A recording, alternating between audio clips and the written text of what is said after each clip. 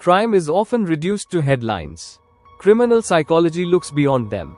This series examines real criminal cases through psychological theory, behavioral analysis, and ethical reflection. Each case is presented independently, not to sensationalize, but to understand. Welcome to Criminal Psychology Case Files.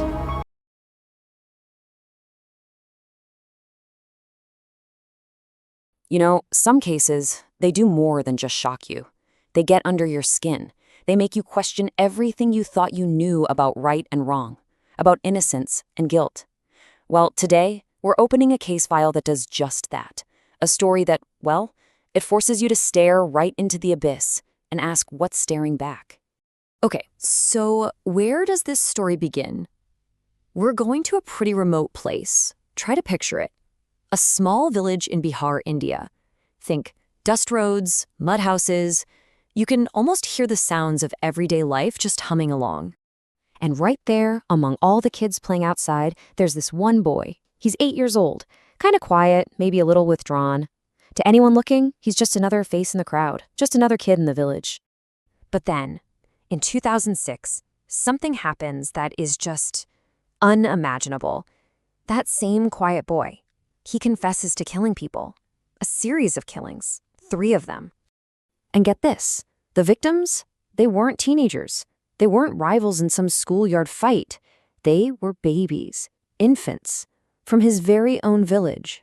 Okay, this is Case File 006. The subject's name is Amarjeet Sada, and he would eventually become known as India's youngest serial killer. But this explainer, it's not just about the crime itself. It's really about the questions, the huge looming questions that were just never fully answered. All right, so let's just lay out what we know, the reported facts. First, he was only about 8 years old. His victims were infants. The method was supposedly strangulation. And this is a big one. He didn't make any real attempts to hide what he did. And maybe even more chilling, reports from that time all mentioned that he showed little to no remorse, just nothing. But here's where this case gets really fascinating and frustrating. It's not about what we know, it's about what we don't. There was never any detailed public psychiatric evaluation released, ever. And that silence, that huge blank space in the story, that's the real key to this whole mystery. So you're left with this really haunting question, right? Are we looking at a monster, some kind of pure evil, just in the body of a child? Or was this a deeply, deeply disturbed kid that the system just failed? A child no one ever bothered to really examine? So what did the system do? Let's get into the legal reality here, because how they responded was dictated by a very specific set of rules. Okay, so under Indian law at the time, it was pretty clear. You cannot treat a child offender like an adult. That means no death penalty, no life in prison. He was sent to a juvenile correctional facility. But, and this is so important, it also meant there was no real requirement for any long-term public psychological transparency. The whole system was really designed to just contain the problem, not necessarily to explain it. And that legal situation really forces us to ask a much bigger, much more complicated forensic question. I mean, can an 8-year-old even be criminally responsible, at least in the way we think about it for adults?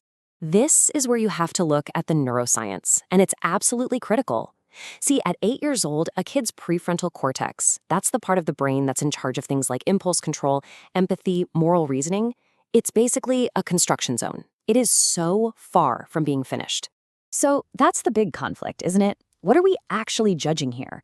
Are we judging intent, a conscious, deliberate choice to cause harm like an adult would make?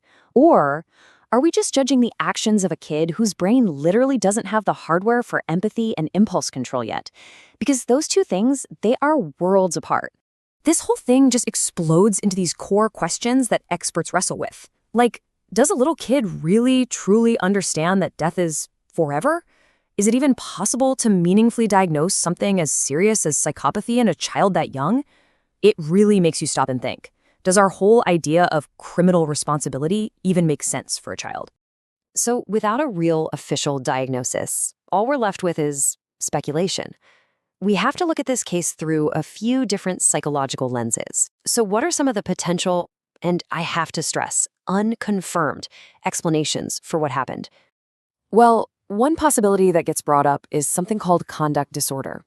Basically, it's a persistent pattern of behavior where a kid violates social rules and the rights of other people. But, and this is a massive but, to actually diagnose that properly, you need really structured, in-depth assessments. And in this case, we just don't have them.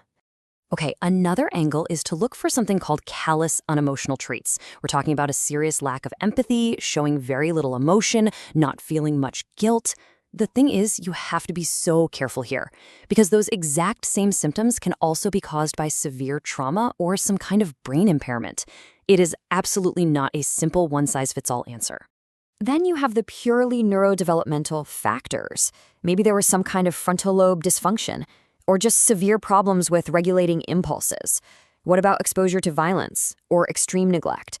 All of these are real biological and developmental things that could be at play. And finally, you have to pull the camera back and look at the whole environment. This didn't happen in a vacuum. It happened in a context of rural poverty. Think about it. Extremely limited access to any kind of psychological help. If there were warning signs early on, and there probably were, who was there to even notice them? And even if someone did, who could they have turned to for help? So you go through all these possibilities: conduct disorder, trauma, brain development, environment, and where do you end up? Right back where we started. We simply do not know. We don't know for sure what was going on inside that little boy's mind. And that uncertainty, that's maybe the most important thing to take away from this whole case. Look, this case file, it's about way more than just one boy in one village. It really forces you into a kind of ethical reflection. It leaves you with these incredibly difficult questions that go way beyond this one story. Here's the first one, and it's a big one. When a child does something this violent, what's our gut reaction? Is it to just slap the label evil on them and move on? Or do we force ourselves to ask the much harder questions? Like, what kind of environment? What kind of biology? What kind of neglect? What kind of failure shaped this kid? And think about this so-called resolution. I mean, with no public long-term tracking of his rehabilitation, can we really say the system protected society for good? Or did it just contain a symptom? Did it just lock away the problem without ever trying to understand or treat the underlying disease? And that really brings us to the final lingering thought here. When violence starts this young, in childhood, are we really looking at a criminal? Or are we actually looking at the final tragic outcome of a failure that started long, long before any crime was ever committed?